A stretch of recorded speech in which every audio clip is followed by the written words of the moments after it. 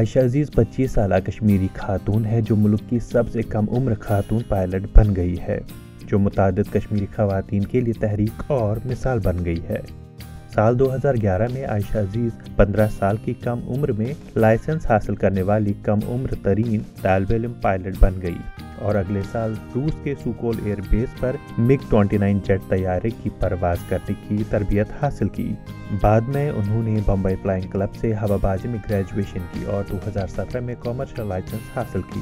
ملازمت کے ضروری مختلف اوقات اور کام کے متحرک ماحول کے باوجود 25 سالہ خاتون نے کہا کہ وہ اس چیلنج کا مقابلہ کرنے میں خوش ہے۔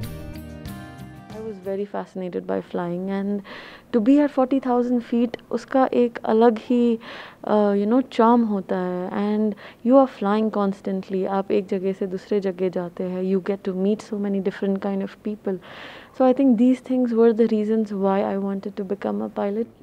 It is very challenging کیونکہ یہ آپ کا day to day life job کی طرح نہیں ہوتا ہے 9 to 5 desk job. It is you're traveling to different places. You don't have a pattern کہ آپ کو صبح میں جانا ہے شام کو آنا ہے. It is like any time you can go, as in you have a night flight تو آپ کو رات میں جانا ہے. You have like an early morning flight, so you don't have a fixed pattern.